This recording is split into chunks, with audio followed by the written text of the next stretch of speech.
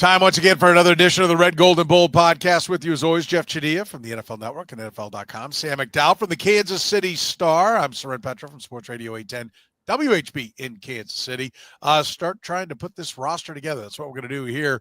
Who should the Chiefs be trying to re-sign? There's some big ones. Trey Smith, Hollywood Brown, Nick Bolton, Justin Reid. Who's going to be back? Who should they be trying to get back? Did the Chiefs make a mistake in signing Chris Jones to the big deal? Only had 5 sacks last year. Going to count $35 million against the cap next year. What are the Chiefs' biggest offseason needs? We're going to rank them 1 through 5. How many holes can the Chiefs realistically expect to plug in this one offseason? Did the Eagles prove that the Chiefs should prioritize overall talent rather than scheme fit? We're discussing it right here on the Red, Gold, and Bold podcast.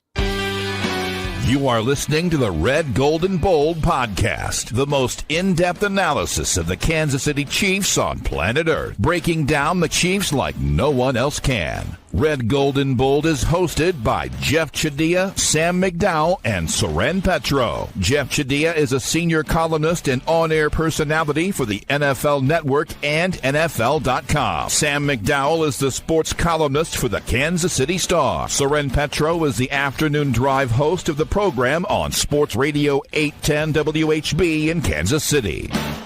The Red, Gold, and Bold podcast is proudly brought to you by David Starnes Allstate Insurance, covering all the important things in your world: home, business, life, and even the fun stuff as well. Motorcycle, boat, ATV, you name it. Get with Dave and he'll have you covered. You can give Dave and his crew a call, visit them online, or stop into any of their locations, including North Kansas City, Liberty, and Branson, Missouri. Elevate your coverage, elevate your confidence, and drive worry-free. Don't put those insurance needs off any longer. Get with Dave. He'll give you peace of mind today for the things in your life most important to you. Now, here are the hosts of the Best Chiefs podcast, Jeff Chadiha, Sam McDowell, and Soren Petro.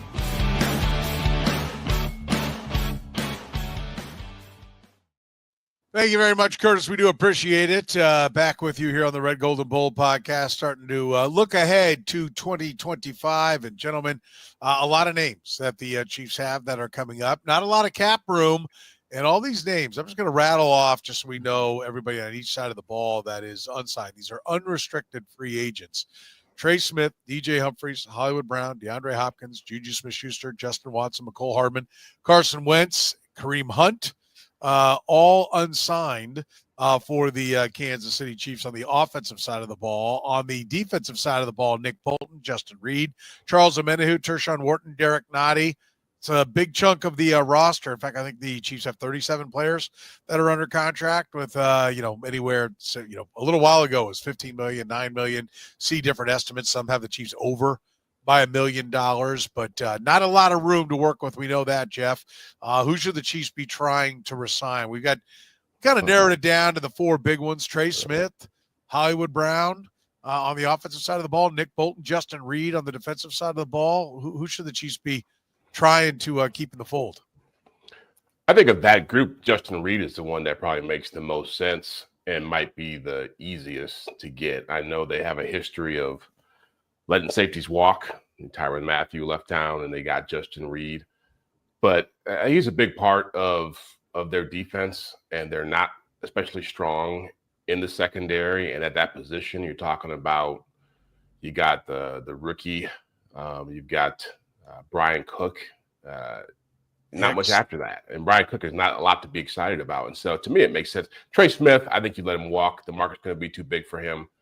Nick Bolton, you signed Drew Tranquill. It's hard for me to imagine you having 2 linebackers on extensions. And, as far as, Hollywood Brown and those other guys, let them go.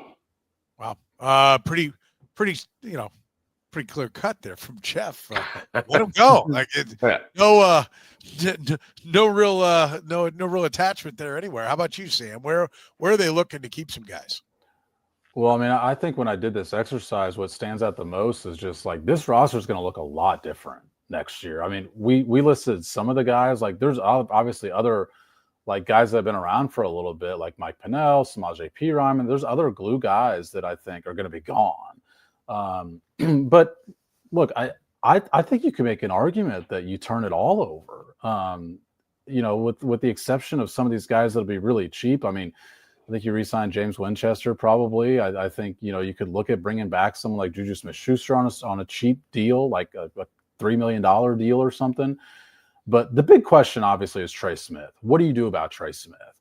And to me, that comes down to analyzing your offense with the interior line as your strength of your team versus what you had before that was the strength of your team. So I did this exercise actually for a column last week, and only 28% of the Chiefs' quarterback pressures this year, according to the Pro Football Focus data, came from the interior. So from left guard, center, and right guard. Only 28% came from there. They had the lowest percentage from left guard and from center, and I think it was like the sixth lowest from right guard. The other spots, it's not just two other spots. It's not just left and right tackle. It's also quarterback. Patrick Mahomes was credited with the most quarterback pressures. Most of them were on the most that were on the quarterback's shoulders. In other words, he was one ahead of Bo Nix in that stat. But 57% of their pressures came from the edges. 57%.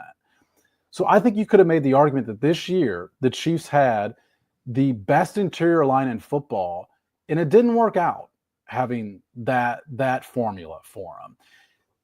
2 years ago, when Patrick Mahomes won MVP after they traded Tyreek Hill, he wins MVP, leads the league in yards and touchdowns. He actually was pressured more often that year. The difference when you look at the numbers is 11% fewer came from the edges. I just think Patrick Mahomes is a quarterback who operates better when the pressure comes from the interior. He's able to escape, I think, side to side better than when it comes from the edges. We saw him in the Super Bowl not really know what to do. Like, he doesn't step up and throw that well. He scrambles and throws well, but it's not just the way Tom Brady used to maneuver in the pocket, where it was step up one step, and he doesn't really do that as well. And to me, those numbers should tell the Chiefs that if Trey Smith is going to get $20 million a year, which he could, he's earned that. And some other team, that makes sense. But the Chiefs' lesson, I think, from this year, in the last 3 years, really should be that's not their best fit. That's not their best formula. And so the biggest decision, I think, is to let Trey Smith walk. A lot of ground you covered there. Let's go back, first of all. And when we talk about Trey Smith and understand, you mentioned he had this, Patrick Mahomes was credited with the second most pressures. Highly subjective statistical categories here in determining where the pressure came from. Yeah, it's all subjective. Yeah, it is all subjective. But I just want to be clear. And I appreciate anyone who tries to do it, and I respect anyone who puts pen to paper and looks through all the videos. So I am not discrediting these numbers at all. I'm celebrating them. I just want to point out what we're talking about here: not knowing scheme, not knowing what the protection calls were, really difficult to get your arms around this, but a wonderful job of anybody who will try to make the effort. So I just want to be clear on that. And I would just ask you, do you think Mahomes is bad? Like, Caleb Williams kills his team. Yep. Right? I do think Mahomes had happy feet and created some of the pressure himself in the Super Bowl. But on a regular basis, do you see that? Do those numbers jibe with what you think you see with the eye test? More this year than any other year of his career. And I think it was because of the uncertainty at left tackle, which is obviously different than Trey Smith's position. But to me, it's a related conversation with Trey Smith.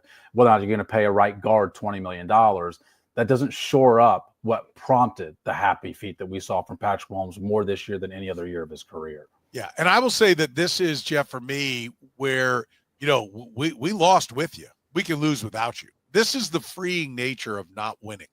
Because when you win, you're under pressure to not mess with what ain't broke. But when you lose, anything can be the problem. You can literally do anything you want. So I think this is an opportunity. Like, we'll get to Chris Jones in a little bit. Like, I think there was you have to sign Chris Jones. If they won, I think we would hear, Chiefs Kingdom come running forward and say, you can't let Trey Smith go. I mean, this is the formula. This is how it works. But now that it didn't work, and particularly because his position was part of the problem, not him specifically, but the offensive line, the protection was a problem, gets easier for the Chiefs to do the right thing. He's going to get a giant number. I mean, I can't stress, Chicago and Seattle have me on. I've already been on twice. He's not even a free agent. I've already been on twice in both towns talking about Trey Smith going there as free agents. So there's two, at least, media bases that think that Trey Smith is the end-all, be-all for it. There's just no way you could pay a guard, another guard, right, in addition to Joe Thuney. Well, Or is the solution to save, dependent upon, and all the cap numbers are kind of coming out, where they're all changing by the day as we find out about different restructures and everything, so we'll see. But what on paper some people are looking at like it's $17 million. Do you cut Joe Thuney in an effort to then have an even bigger number of Trey Smith just because he's younger? There are some ways to do it. Let me go on the record and say, no, Trey Smith is too much. Let him go. Let him sign for a bunch of money. And he alone might be enough to get you a third-round draft pick. He should. When the free agent compensation comes around the next year. So by letting him go, you're getting a third-round pick, and I'm in favor of that. I want to be clear, that's where I'm at. But is he so good that you should maybe look at saying, okay, we'll walk on Joe Thuney, we'll backload Trey Smith's number, and we want to keep him? Is there a path that it makes sense to keep Trey Smith? I don't see that. Look, I understand the talent. I understand he's been around for a couple championships, but maybe the franchise tag comes into play here and they play that game, but I don't think he'd be happy with playing that game, which creates a whole nother possible dilemma for them. But ultimately, you can't be paying 4 guys on your offensive line big money. That's what we're talking about, right? Even if Thuney's there. The least in none of those 4 are the most important position. Yes, exactly. That's what I'm getting to, where you're talking about trying to shore up your left tackle, and and not just that, but other positions that matter. What people have to accept about this team is that there were more weaknesses than people were willing to accept when this season started. Everybody saw it as, hey, we just add DeAndre Hopkins, we add Juju, we add whoever else it is, Kareem. It's all going to work out because of the Chiefs, and it's not that way. And you're right, Soren, or Sam said it. There might be a lot more changes than we realize, because now they can actually be honest with themselves about what they're working with. And is this team a couple moves away from beating Philadelphia in the Super Bowl? I don't see that. I see a lot more moves need to be made, and you have to find a way, to cut back on the budget to make those moves. Look. Yeah, go ahead, Sam. Well, I was just going to say, we all said this when they signed Creed Humphrey in the preseason, by the way. We all said this was your Trey Smith decision as well. Yeah. Because you can't pay 3 guys at top level at their position on the interior or the offensive line. And my point is, and what the stats, and you're right, Soren, those are subjective numbers. Like that is, somebody watching film and determining that, as opposed to, calculating passer rating or something. But my point is, they had a really good interior offensive line. We still talked about their offensive line being a weakness all year long, despite those 3 guys being really good in the middle. I think the question comes down to, and we'll talk more about this as the offseason continues, I don't know that there's an answer still at left tackle, be it free agency or in the draft. And then the question becomes that, there were problems still, even with being really good at those other 4 spots, right? But and somebody might say, well, the answer is to walk on Juwan Taylor, or he's part of the issue as well. Okay, but if there is no solution at left tackle, is a better solution to be as good as you can be at the other 4. Did they make that? They made that decision with Joe Thuney, remember? Yeah. Like that's how they ended up with Joe Thuney in the first place. Yes, which because has been great. Chet Williams, and so they pivoted to Joe Thuney. And let's be clear, they've won 2 championships and played in 3 conference championship games since going again, or played in 4 conference. He's an All-Pro player. Played in 3 Super Bowls. And so it has not. I think that's one of the things. I do believe it's liberating when you lose like this. You'd rather win, obviously, but it is liberating from a personnel department, because you can do what you really think is right. But let's be clear. This has not been a dismal failure. Right. They were the runner-up for it. I mean, I think we all agree. You'd love to have Trey Smith in a perfect world, but the Chiefs played it perfectly. They found a great value at guard, which you can do in later rounds, and they made it work to where they could pay other spots. Now you can't turn around and pay another guard. So they're going to move from Trey Smith, right? The next biggest one on this list is who's you said Justin Reid. Sam, is there one that you're going above and above? Jeff said Justin Reid. I want to be clear for those that are watching me point at Jeff. Is there another one that you're saying we got to sign this guy? There's really not. But I think they lose the most with a guy like Nick Bolton. He calls the defense, and I think he's a very smart guy. Like, you're going to lose something there. I do think there's one possibility with Nick Bolton, which is that the market might not materialize in the way he's anticipating, or the way a lot of people are anticipating. I've seen some projections out there with Nick Bolton gets 4 years at $15 million per year, for example. He might. All it takes is one team to pay. But I could see a scenario where the market isn't quite what people think it is for Nick Bolton, and therefore it returns to the Chiefs and they find value in the same way of Mike Dana last year, for example. Now, I don't mean the same numbers that they got. I mean the same scenario where, yeah, it's not quite what I anticipated. I'll take this Chiefs offer for a little bit less because that's who I really want to play with. Like Nick Bolton wants to play in Kansas City. Obviously, went to Mizzou. He's been in this state for a really long time. I could anticipate a scenario where maybe he's only getting 2 for $20, and suddenly that looks a lot more attractive to the Chiefs. I don't think anyone's going to give the Roquan Smith deal, 5 for $100. I don't think it's coming because he's not the coverage linebacker. But Jeff, I'm a big Nick Bolton fan. I know he's got problems in coverage. I know that's not what he is, but I think he is the heart and soul of their run defense. I do like the way he calls the defense. And I think Sam's exactly right. The Mike Dana, listen, I think they took a run at signing him. He thought he was worth more than whatever they were offering. And so now they're going to let him take a parade. You got to be careful, though, because I think you go out there looking and then they have to pivot to plan B. And if plan B is take it or leave it now, like that, that opportunity to come back around can leave. And I think the other thing is Drew Tranquill did fill in for Nick Bolton in 2023 and did a good job. And so he proved that he could play middle linebacker and outside linebacker, and no major market materialized for Drew Tranquill either. I mean, his contract, I think, was much lower than I personally thought it would be. I thought he proved to be more of a Swiss Army knife, but he didn't get paid leaving the Chargers, and he didn't get paid when he was out there next year. Are we totally overestimating it? Is Nick Bolton totally overestimating the market of a guy who's really just a run thumper? Yes. I don't think so. I think the market is crazy.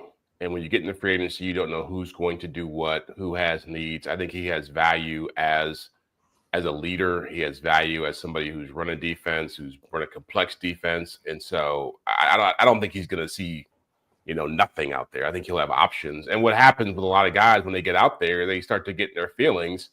If a team like the Chiefs, their hometown team, is not really, swooning over them. And so I do think there's more dynamics to this when it comes to Nick Bolton. But I agree. I think plan B is Drew Tranquill.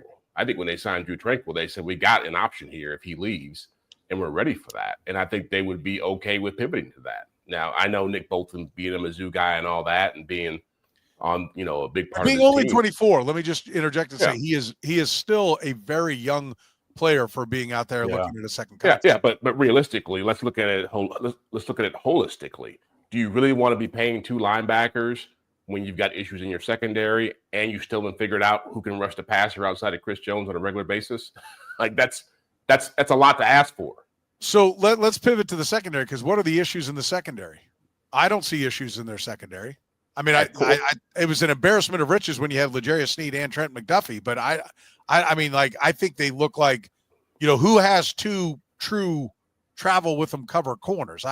Would you like to have a better number 2 corner? Yes, but who really has 2 corners?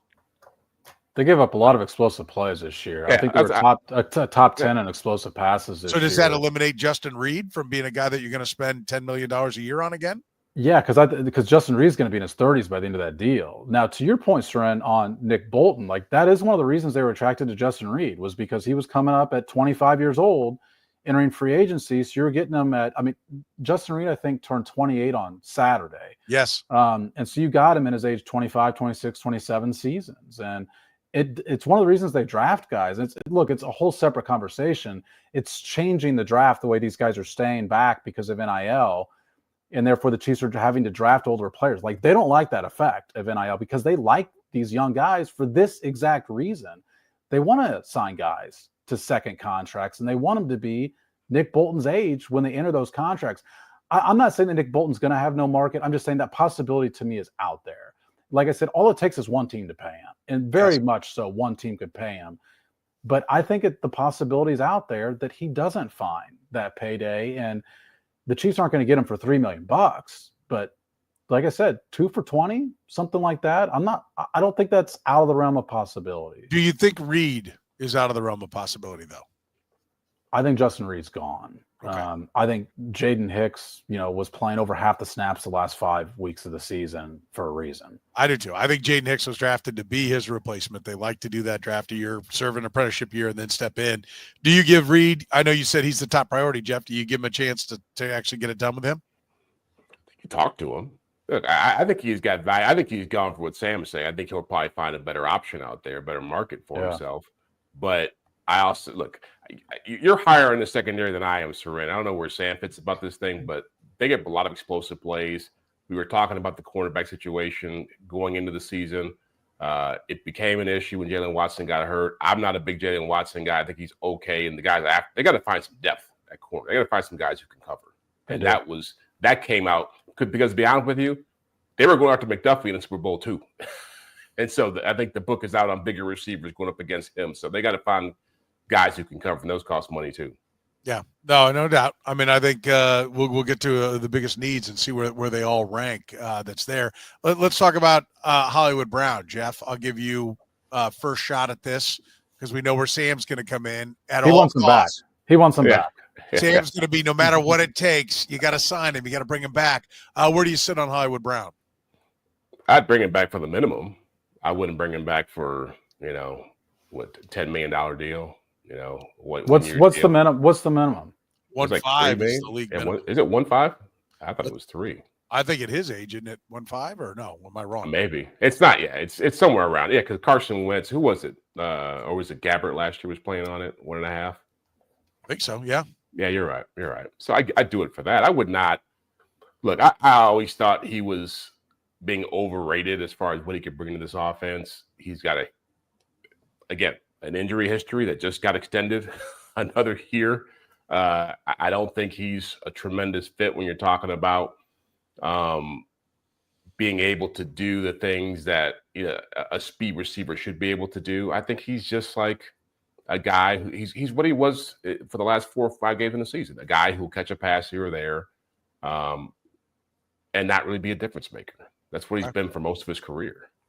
Sam, is he a guy you target to bring back, or is he, hey, here's the number, if you'll take it, fine. If not, we're moving on? Yeah, he's going to have to take an incentive deal to me, and it's going to be purely based on playing time. I mean, the mistake I made with Hollywood Brown was the same mistake the Chiefs made with Hollywood Brown, which was relying on a guy who's been injured most of his career. I still will stand by the fact that the guy looked terrific in training camp, recognizing that training camp is not what matters. Yeah. But and no one's hitting him.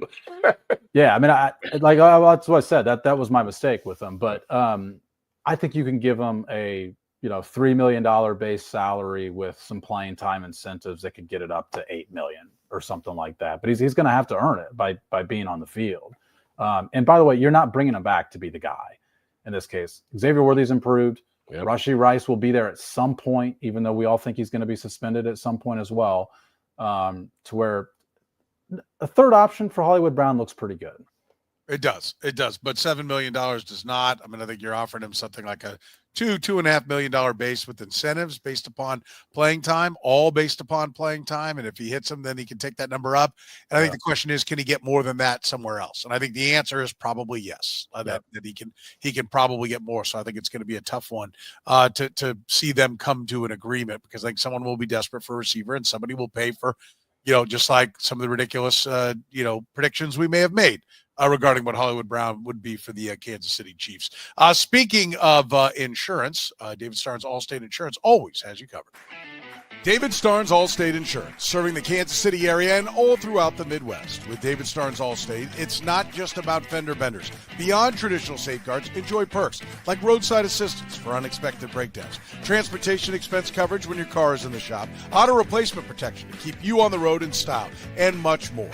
You can give Dave and his crew a call at 816-781-7331. Visit them online or stop into any of their locations, including North Kansas City, Liberty, and Branson, Missouri.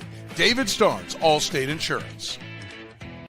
Gann Asphalt and Concrete, proudly serving the greater Kansas City area. Nationally recognized full-service paving and pavement maintenance contractor. Locally owned and making parking lot problems disappear in Kansas City since 1994. Let Gann educate you about the most cost-effective way to solve your parking lot problems. Free consultations, no commissions, in-house crews. Every project comes with a written warning. Gann Asphalt keeps your parking lot safer and helps you and your business avoid unnecessary delays and costly expenses. Find Gann online at GannAsphalt.com or call 816-484-3338. Gann Asphalt and Concrete. One contractor, all things parking lot. All right, let's talk a little bit about the other guys. Anybody else that's out there that you're looking at, Jeff, that, we rattled off some of the names: Kareem Hunt, Samaje Perine, Cole Hardman, Justin Watson, Juju Smith-Schuster, DeAndre Hopkins on the offensive side, Charles Omenihu, Tershawn Wharton, Derek Nottie along the defensive line. Anyone you're looking at that you think the Chiefs ought to be making a run or at least have an interest in getting into the mix? I think Wharton, it makes sense to bring back. He played well down the stretch. He was very active in the Super Bowl, one of the few guys I thought really stood out. Omenihu, I would let walk. He signed a 2-year deal for a reason. I'm sure he was looking for more opportunity and a bigger payday after this season. So I don't know if you're going to be in the market for a guy like that. But, aside from that, really, it's just I can see a lot of turnover. Like, to me, Wharton is the only guy who makes a lot of sense from that remaining group. Yeah. How about you, Sam? Yeah, I mean, I think Tershawn Wharton's earned a 2-year deal. I mean, he was terrific at the start of the year and then kind of faded, but had a great Super Bowl. So I think he's earned a 2-year deal, and I don't think they should bring back him on a 2-year deal. But they've only got 4 defensive linemen under contract for next year.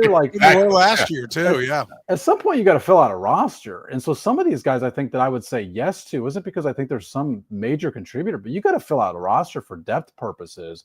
And so I think like Juju Smith-Schuster for $2.5-3 million makes sense if he's willing to sign for something like that.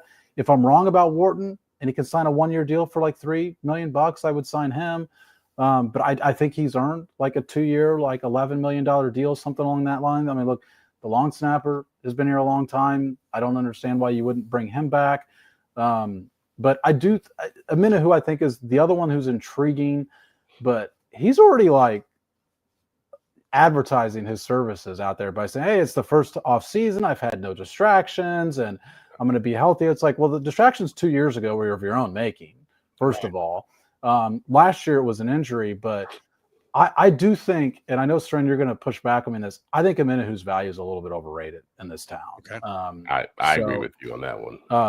So I would not bring him back if it's going to cost the same that it costs to bring him to Kansas City. I agree with that. I don't think his value is the same, and I think the fact that he's been hurt and he only played a handful of games brings his value down. I will say this. I don't think there's any way Tershawn Wharton can be back, because I think just when you see the deal that Colin Saunders got, I think somebody will overpay for Tershawn Wharton. And so I think you'd love to bring him back. I agree with everything that's been said about him, but I think everything we just said about him means some bottom feeder is going to overpay to try to upgrade their defensive line and make him a starter. And he should go. He should make the money. And he's got all these guys that have rings, makes it much easier for them to go. And, especially when you're undrafted. You didn't get paid out of the draft either. Yes. So I think he should chase the money.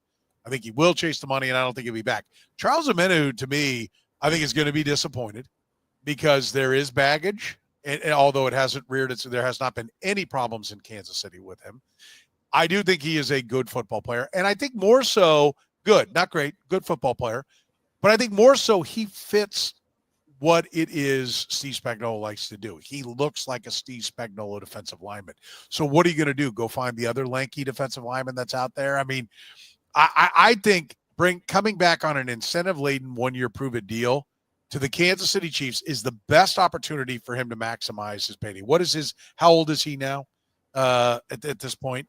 Let me look that up real quick while I'm talking. I got you, Soren. He's 27. He turns 28 during training camp.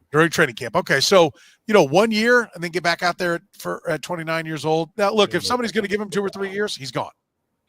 But he's not getting that. He's not getting a 3-year deal. I don't think he gets a 2-year deal either, to be honest. And I agree. That's why I think an incentive-laden deal with incentives that are not likely to be earned, right? And which for him is actually an easy – this is why I think it can happen, and this is why I don't think I'm as bullish on him as you guys think. I just see it as a path to where they can solidify. Like you said, they need defensive linemen. You can do a deal based upon games played because he hasn't played any games the last 2 years. So they're not likely to be earned. So they can create a nice cap number based upon just playing games. Like you're likely to be earned is, did you play him last year? He didn't. So that makes those unlikely to be earned. Now, if he thinks he's healthy and feeling good, then sure, I'm going to get all those. I'm going to get all 17 games played. And okay, great. $200,000 per, there you go. There's $3.5 million worth of incentives. And only, how many games did he play this year? 4 or 5? 6, I think. Yeah, only 4 or 5 of them are going to be likely to be earned. 6 of them are going to be likely to be earned. So you can do a creative deal that I think he'll think is a pretty good deal and keep him here, and I think he fits what Steve Spagnuolo does. So I do think he's a target. I think he's a prime target for that reason, right? I know that's deep in the weeds, cap crap that people don't want to hear, but I think it's something to keep an eye on with him. And I think Samaje Perine should be cheap. I don't know where he can get a better spot to land. And so a low-end deal, if somebody wants to pay Samaje Perine a bunch of money, great. But I think he is a guy that fits. But I will tell you what I don't see a need for. DeAndre Hopkins, I mean, it's league minimum for Hopkins, Juju, Watson, Hardman. Like, enough of that. It's time to go get some wide receivers that really have some upside. And those aren't the guys for me. I think that's it. And the Derek Nottie thing, he's an Andy Reid pet. He'll probably be back. Andy Reid feels a need to stick up for him 2 or 3 times a year in press conferences. I don't get it, but I think this is the year I think this was his last year in Kansas City. You think so? But I probably would have said that last year too. Okay. All right. We'll find out. Let's talk about Chris Jones. Did the Chiefs make a mistake in re-signing Chris Jones? Counted $7.4 million against the cap this year. That number jumps clear to basically about $35 million. $53 million to cut him if it's dead. So he's not going anywhere because it's $18 million more if you decide to cut him.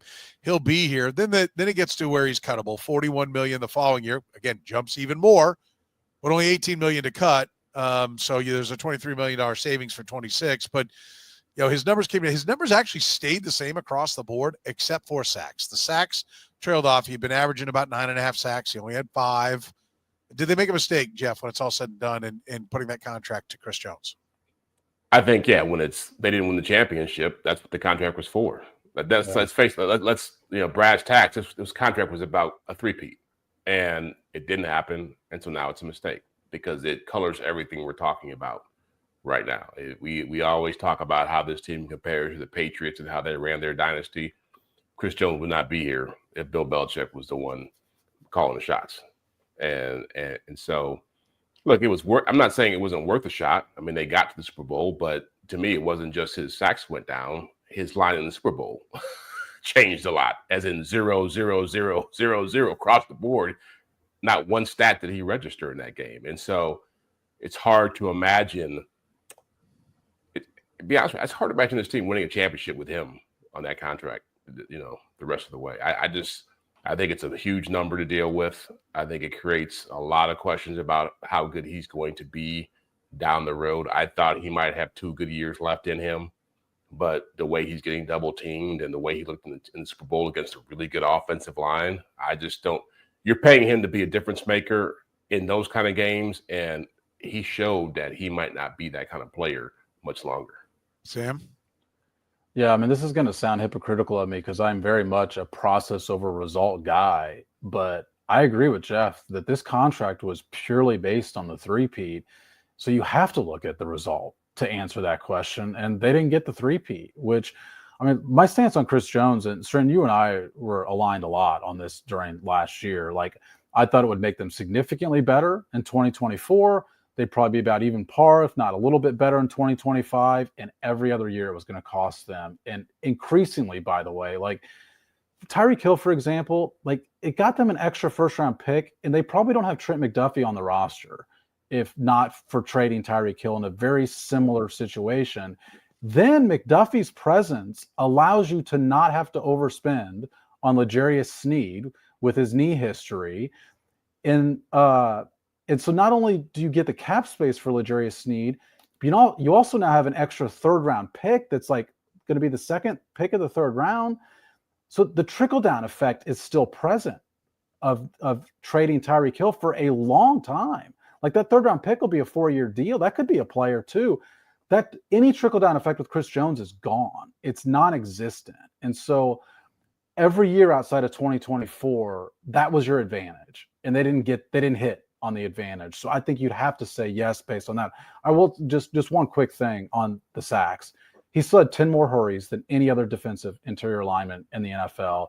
He was second in pressures, trailed Zach Allen by 1, and that's because Zach Allen played in the last game and Chris Jones did not. He led all year until the last game in pressures and hurries. Like, he was still a very effective player for his age. I do think, and I agree wholeheartedly with everything you just said. And I don't think it's not a bad, in the end, it's a mistake. Fine. But if that ends up, if you could actually conclude that, but it's not a disaster, right? Like, he is still a good football player that makes your team. You're better with him than without him, right? When we talk about it, it's about what could you do with all that money if you went someplace else. That's the key. Let's be clear. Yeah, left tackle. Well, and actually, who? I mean, everyone says go get a left tackle. Who is the left tackle that the Chiefs have just been money away from getting? The answer is there hasn't been one out there since Trent Williams. And they ran as far as they could with that and then walked away. Who is the left tackle that they're missing? That's my point. I think part of the reason he's here, I agree with Sam, he is here for the three-peat, but part of the reason he's here for the three-peat is they would have gotten a left tackle. They've proven that. They went out and got Orlando Brown. And a lot of people will debate whether or not he even should be playing left tackle. But they did it. They went out and got Donovan Smith. Like, I think they were, like, doing everything they could. There just wasn't a guy to get. And I think that's part of why you end up with Joe Thuney, and part of the reason why you end up with Chris Jones. We've got money. We got to make ourselves better somewhere. Ideally would be to get all the key positions. Quarterback, well, we solved that. Left tackle, edge rusher, corner. Trent McDuffie's one of the times they got a really good guy at one of those premium spots. But edge and left tackle, they have been chasing. I mean, Karlaftis is good, right? But obviously needs other guys. I think the thing that for me makes it of note for Chris Jones is I think pass rush is kind of like coverage. I think it's more about being good everywhere. And so it's, when you're just good at one guy, they double team him and that's it. It's over. Like they are much easier to block when all the resources are on Chris Jones. They put 2 guys on him and he's done. That's it. He doesn't get there. Where if you just had 4 guys that were all good. Like the Eagles? Yes, exactly. Exactly like the Eagles. Yes. Now, I think Jalen Carter is Chris Jones. He's just cheap because he hasn't gotten to the second contract. So let's see what the Eagles do when they have to pay him, right? The Eagles are going to have a number of interesting scenarios there. But that's where, like, yes, I think this contract is a mistake, big picture. And I think the Chiefs, it sounds great. Clark Hunt sits there at all his press conferences and says, we're about putting ourselves in a position to win Super Bowls. Well, then do it. Then back it up. Like, now start living the Patriot life every year, every time, right? Like, if they lost the second Super Bowl, I don't know that Chris Jones, if they didn't win back-to-back, I don't think Chris Jones is there. And I think they'd be a better football team. And they may have been able to win this year if they'd walked on Chris Jones and moved him for whatever the best offer you could get would be. Because you know how that contract ends. It ends with him being cut. It doesn't end with him playing to the end and leaving in free agency and you getting a 3rd-round pick when he's 33 years old. Yeah. Right? Like, even if you walked on him, even if you just let him go and didn't franchise him, you would have another 3rd-round pick this year, right? You'd had to have lived without him, but you'd had more money to spend on somebody, $8 million more in cap space to spend elsewhere, and then you'd have a 3rd-round pick coming back for him having played someplace else. Yeah. Are you a better team now with $35 million in Chris Jones on your roster, knowing you have to have him, or would you be a better team with another 3rd-round pick and $8 million in cap space? So here is part of the answer, I think, to that question. Like, what's Chris Jones cap? You've got it in front of you right now. What's Chris Jones cap hit this next year in 2025? It's $35 million, just to round it off and make it easy numbers. It's $35 million. So, for example, I'm looking at a list of free agents. A projected contract for 28-year-old Chris Godwin is $20 million. And for 28-year-old DJ Reed at cornerback is $14 million. That's $35 million. DJ Reed and Chris Godwin. At 28, Chris Jones is going to be 31 next year.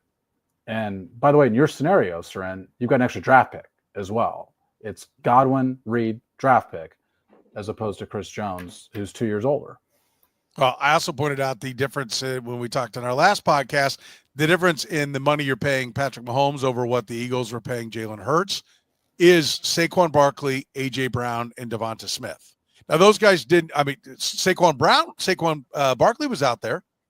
So how about that money goes to Saquon Barkley from this past year? What if Saquon Barkley's your running back that you had? I mean, I don't think that's the move the Chiefs would have made. Let's be clear. But I'm just saying, it all sounds great until you think about what you could have done with the money. And you're like, oh, okay. Because everyone always just thinks about the draft picks. The cap room is what gives you a chance to go out and get extra talent. And I think that's an important part of the equation that nobody ever seems to want to acknowledge and understand is a real deal. Listen, if you're hurt in an accident, the real deal is Northland Injury Law.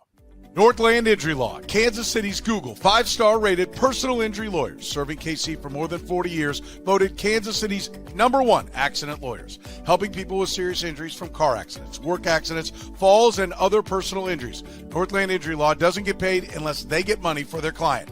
Don't wait, get compensated now. If you have a case, text HURT to 22222. That's HURT to 22222, or call 816-400-HURT. That's 816-400-4878. The choice of a lawyer is an important one and should not be based solely upon advertisements.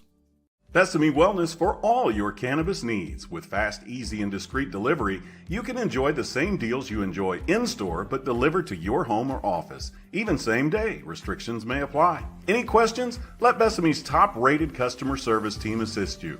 And this Chief season, don't miss a minute of the game with no delivery fees on game days. And when the home team wins, so do you. Use promo code 3PEAT and receive some extra free goodies with your next Besame order. Don't forget, you can still use promo code podcast25 to save 25% on your entire order for online delivery or at any of their 5 area Besame locations. All right, let's talk about it. What are the biggest needs for the Kansas City Chiefs? We're going to give our top 5 needs. We're going to rank them 1 through 5 here. Jeff, I will give you the honors. I would assume at the top we're going to look pretty similar. What's the Chiefs? Yeah, I think we're all starting the same spot, right? Left tackle. Okay. Yeah, I am. Any question about that one? I mean, it's the most. Let's just go 2 through 5. Yeah, we just get out of the way. There's no reason to discuss that. We already know what we got there. We all agree left tackle. It's a no-brainer. It's what they need to do. But we all agree it's also not an easy fix. Yes. Right? Like that's the important part about it. It's been a top need for a long time. All right, what's number 2, Jeff? Wide receiver for me. Obviously, a lot of guys in that room are free agents, as we've already discussed. But they've got to find a way to find more difference makers as you go further down the depth chart. I thought that they were, and we discussed this at the start of the year, way too specialized and really way too small in some areas. I think that they have to find more players who can come in and be playmakers as opposed to guys who have to be schemed up. And so, I don't see DeAndre Hopkins, even Juju. Justin Watson may be back because he seems to be a company guy, but McCole, like all these guys who've been around for a minute, it's probably time to move on from them. Okay. Sam, what's number 2 for you? My number 2 is defensive line. I just didn't think I thought the difference in the Super Bowl is one quarterback had a really long time to throw and one quarterback did not early on, and then he got spooked by it. And I mentioned before the game at the Super Bowl how different Jalen Hurts was when he was under pressure versus not. They didn't pressure him in the Super Bowl, and I just think the Chiefs have to create more pressure when you've got another team that is putting that much attention on one player. Your other players have to win, and the Chiefs did not win one-on-one nearly enough last year. I'm right there with you, but I'm going to be more specific. It's edge. And I think we saw how it affected Patrick Mahomes. I think a lot of quarterbacks are much more affected off the edge.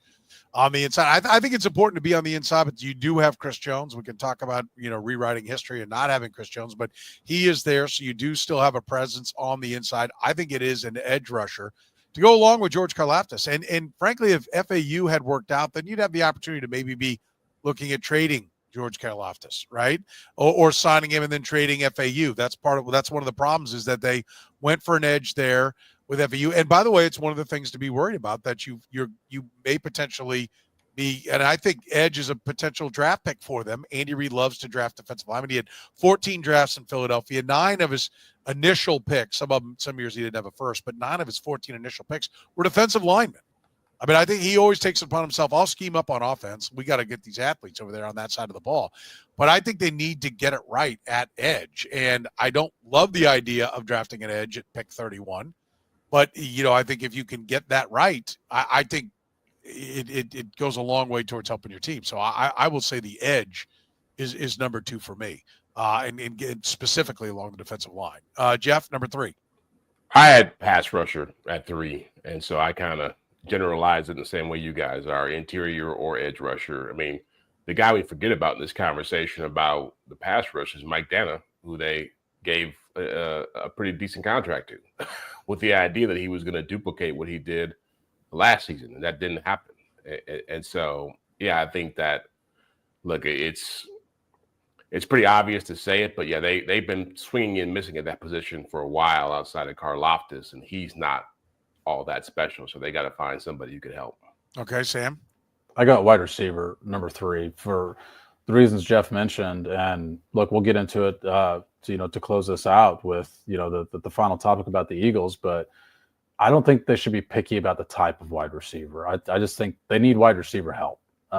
They just need some talent at wide receiver, and to be honest, if they are picky, it probably needs to be more of a possession guy for once. It needs somebody to fill that X role, which is why I've mentioned Juju a couple times as like, if he's willing to take a cheap deal, at least he plays a different spot than Rashee Rice and Xavier Worthy. So wide receiver is number 3 for me. Okay, it's number 3 for me as well. And I think that they've what is Rashee Rice going to be? Big picture. How well is he going to come back? And is he going to stay out of trouble? We know he's going to be suspended. And I'm not sure Travis Kelce's going to be back. In fact, I don't think he's going to be back. We talked about that last time out. But so, and I think you've got a serviceable guy in Noah Gray at tight end. So we're just talking about need. If there was a great tight end available, I'm happy to watch him take a tight end if that was the case as well. But for me, the bigger need is receiver. And I think this team needs to be looking to get to equipping Patrick Mahomes the way Joe Burrow was equipped. And that was when he had his 3 wideouts. They went to the Super Bowl when he had Jamar Chase, T. Higgins, and Taj Boyd. And I think that's the direction you need to be going. Trying to recreate Travis Kelce is a fool's errand. It's amazing that this team had Tony Gonzalez and Travis Kelce, but those tight ends don't come along that often. You're more likely to find a quality guy to move the ball at wide receiver than you are at tight end. And so I don't want them to chase the ghost of Travis Kelce. Go get another quality wide receiver. I think you're a better team because of it. Number 4 for you, Jeff. Linebacker.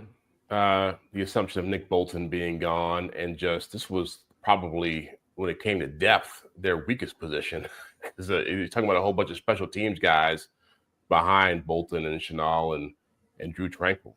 And so if Bolton's gone, they're going to have somebody in there who's got some versatility, some coverage skills, can maybe do what Tranquil can do as far as wearing the green dot or being able to blitz, do all these things. So, yeah, I think that's got to be high on their list as well. Okay, Sam? I can't believe I'm listing this before Jeff, but cornerback. Like, they need a cornerback. Jalen Watson, I think, is fine as a starter, but what we learned this year is they don't have any depth at that position. And I also think what they should have learned is Shamari Connor at the slot is not a long-term solution. And especially if you're going to lose Justin Reid, like, to me, Shamari Connor is your dime safety. He's a part of the rotation with Brian Cook and Jaden Hicks at safety. And that's another reason that you need another cornerback and a guy that, can be more dependable there than what they had, behind their top 2 guys this year. I'm going to go defensive tackle at number 4 because I think if you can get to be badass on the defensive line, it protects you in the D backfield. I'll go ahead and just give you the peek of the coverage. Corner is 5 for me. And I know you guys kind of lump the defensive line in together, but I think they need 2 of them, right? Yeah. Like they don't have any defensive linemen either. Like that's like when we look at this and do this exercise, like they need a lot of defensive linemen. They need a lot of wide receivers. Like they need, the Justin Rosses and all these little pet projects that have been out there. They need guys who really can play, not somebody that you're trying to take from being an arena football player or a practice squad guy and build him into. What about rugby? Or rugby. That's right. Forgot about that, dude. They need real football players. And let me be honest with you. I don't like having 3 defensive, positions on here. Now, you guys lump the defensive line together, but I think they need two of them. So I'm fine with the way I had it, but I really want them to pour their resources into making the offense better. But I've got 3 defensive players out there. All right, number 5 for you, Jeff. Corner. For this, all the reasons Sam mentioned, I just feel as if that they were probably more overrated because of the defensive stats at the end of the season. But I thought they were a real liability, and you saw the Eagles expose that, not just with Devontae Smith and A.J. Brown, but Jahan Dotson making plays in that game. So you got to have guys who can cover. Okay. Sam? I've got running back at number 5. And, I mean, I think you guys know how I feel about the importance of that position. But the NFL, I think, kind of bucked that trend this year. So I don't think they should spend their first-round pick on a running back. But I think they need to acknowledge that Isaiah Pacheco is not an every down running back, and they need to improve that position. Kareem Hunt's probably gone. I think Samaje Perine's probably gone. Like, you got to get more explosive at that position. You got to get somebody who can get what's there and can sometimes get what's not there. They didn't have guys that were getting, that were taking more than what the defense was giving them this year. The one I cut off my list that I'm going to push back a little bit on Noah Gray is I think they'll need a tight end. Because if Kelsey's going to be gone, like I use the term serviceable. Well, in his last 5 games, and I'm giving him the benefit of playing with Carson Wentz and because he played in the last game, so I'm not even counting that. His last 5 games with Mahomes, he had 6 catches for 31 yards in 5 games with no touchdowns. Like, that production dipped a lot late in the season, and so I think if Travis Kelce is gone, they need a starting tight end as well. Yeah, I've got running back if that's the one I cut off, if we're adding that to it. I do agree with you. And I think the other reason is because Isaiah Pacheco, you're not going to sign to another deal, and next year's his last year. And you don't have Perine. Are you really going to go with Carson Steele? Like, I'm with you. I think it's a need. I mean, I think when you do this exercise, like, we're not done at 5.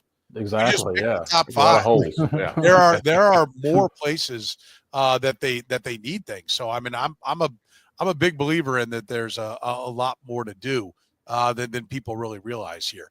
If you've got more to do with your insurance, David Starnes Allstate Insurance has you covered. David Starnes Allstate Insurance. Elevate your coverage, elevate your confidence, and drive worry-free.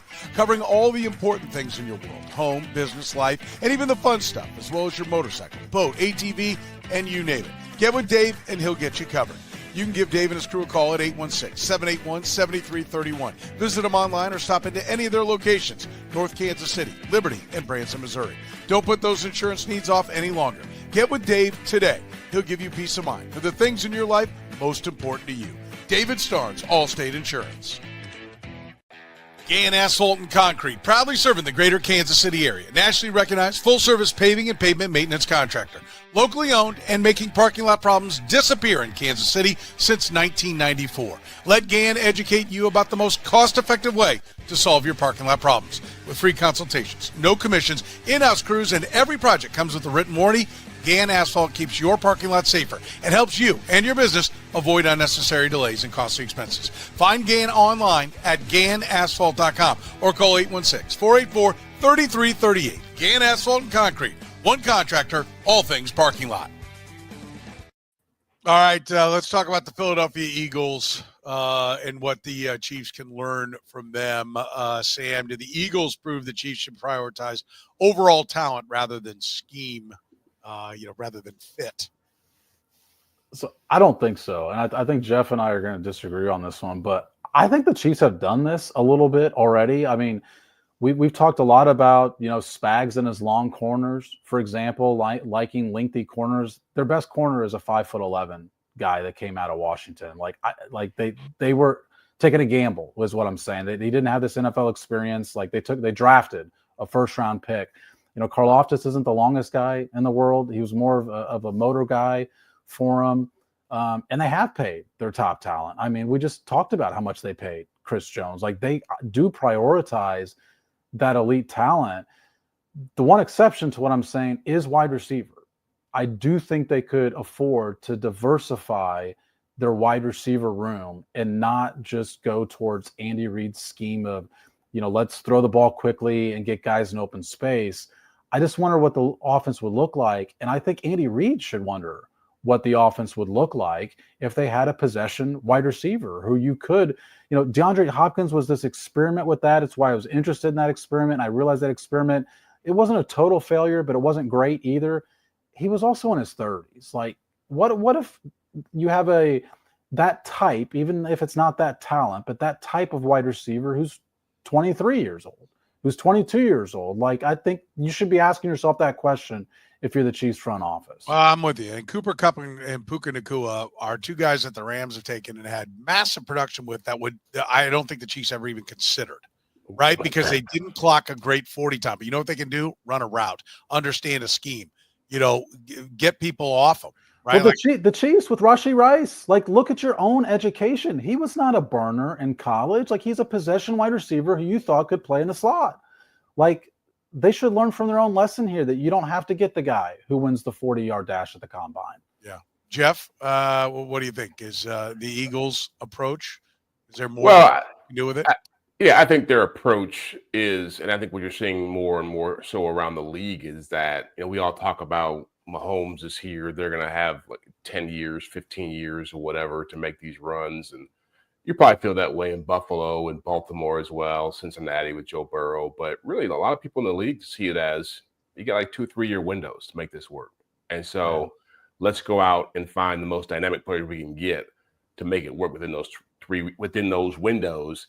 And then we'll just overhaul it and do it all over again. Do you think that fits the Chiefs, Jeff? No, it doesn't. But I'm saying it's like they may have to start, because what's happening with them is that they're trying to every year we got to load up and be ready to go. Let's go find a left tackle now. Let's go find this guy to fit in here. Let's go get all these guys who are on the street to fill these holes so we can make this run at this championship. And sometimes it's okay not to win it, to have a chance to maybe win a couple more down the road. And so I do like that philosophy. The Rams have proven that if you draft well and you're smart with your money, you make savvy moves, you can be right back in it after making a big run. And I know people are saying Philadelphia, what's going to happen when Jalen Hurts' contract gets bigger and all these young guys get more expensive? Well, they've got a plan for that, and it's getting new guys. So I do think there is. I think what the Chiefs are doing, what's a little bit risky about it, and you're seeing it already play out, it's affecting the depth.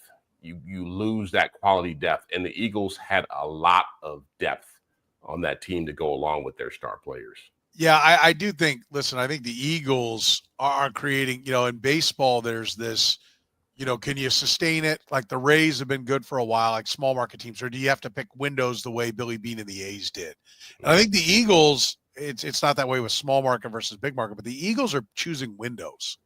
Right, they're backloading and acknowledging that there'll be a time that we have to rip it off. Now, maybe I'll be wrong, and maybe they do finagle their way through some of these backloaded contracts and come out the other way, because we all would agree the Rams did better on the back end than we thought they were going to do. So there is a path to get there. But I think we'd also say that right now the Rams have been in 2 playoffs since their Super Bowl. Is that right? 2 playoffs and 1. Yeah, they missed the one, and then they came back. The last 2. They've been in the last 2. They've been in the last 2 and won how many games? 1? They won a wild card game, right? They won a wild card game, yeah. So they're back. They're in the mix, but nobody has really been like, we didn't include them in our 5 teams that could win a championship this past year. So, we'll see. I do think that the Chiefs. I do think that the one thing that the Eagles do a really good job of is, and I think a number of teams, I think Sam's point about don't just draft these scheme type guys. Yeah. You've got this coaching staff that's making a lot of money. They should be able to mold in any talented guy and adjust and adapt to what's out there. And I think Trent McDuffie is a great example. Sam gave it. He wasn't the ideal guy, but he was the last first round talent. And so they took him, and it's worked out really well. And they need to do more of that. Yeah. You've got a great coaching staff. Trust that, let them use those talents. Spags is a great defensive coordinator. You've got a great defensive backs coach. You've got a great defensive line coach. You've got a great coaching staff. Use it to their full ability. Yeah. And one thing I'll say about the Eagles, too, before we close, is that their defense was almost entirely remade from the last time they saw the Chiefs, right? It was, yeah. Yeah. It was and so that's part of it. You go out and you get playmakers, and we're right back in this thing. I did a meltdown year. Defense was the reason they won, too. Yep. I do want to point out, though, that I think when you look at the Philadelphia Eagles. Like one of the things is like, well, they've been really good. And, look at all the talent that they have. And, I'm tired of hearing about how the Chiefs have to draft late. The Eagles have been able to do it. Hold on a second here, people, before you get too excited. Yes, last year, Quinyon Mitchell was their highest guy at pick 22, but Jalen Carter, pick 9, Nolan Smith, 30, so they had 2 first-round picks. Jordan Davis, pick 13, Devonta Smith, pick 10. There are many a high pick on that Philadelphia. Yeah. Like we haven't seen Philadelphia have to go 30, 31, 32, 31, 30. They still have not done that. There are still many guys. And part of that is them manipulating the draft. But you know how they got that, right? They traded Carson Wentz. All those picks came out of trading the marquee player. They also Chris Jones. Not all of them. They also bottomed out one year and were picking their own pick high. They also, I mean, look, they get it's the NFL is a salary cap league in theory. The Eagles are operating with a different cash cap than the Chiefs are, but they're using it well. Like all the credit to them for using that well. But it is a different. Hang on, I'll push back. It is a salary cap league. Okay, baseball is not. It is a salary cap league, and I know what you're getting at. Your point is that the Chiefs don't spend cash the way other teams do. Yeah, which is a fact. But at this point, that's their choice. It is their choice. Yes, it's ownership's choice, though. It's not front office choice. Yes, there's a lot of things ownership does, but they could splash around more cash. 100% they could. That's my point. But I do want to point out that the Eagles in the formative drafts that built this team. Yes, they're 14-3 this year, 11-6 last year, 14-3 the year before. But before that, 9 wins, 4 wins, 9 wins, 9 wins. I mean, a lot of this team was built off mediocrity and a bad run. So something to keep in mind. Like let's see what happens when they pick 32 here, every year here for the next few years. Listen, if you've got any insurance needs, our buddy David Starnes at David Starnes Allstate Insurance can help you out. Give him a call at 816-781-7331. Of course, support our friends at Gann Asphalt and Concrete. One contractor, all things parking lot. Find them online at GannAsphalt.com. Northland Injury Law voted Kansas City's best when it comes to personal injury law. Google 5-star rated. Call 816-400-HURT or text HURT, H-U-R-T, to 22222. And our friends at Besame Wellness. Remember, if you use the promo code podcast25, you can save 25% on your entire order. For Jeff Chadiha from the NFL Network and NFL.com, Sam McDowell from the Kansas City Star, I'm Soren Petro saying thank you very much for joining us here on the Red, Gold, and Bold podcast.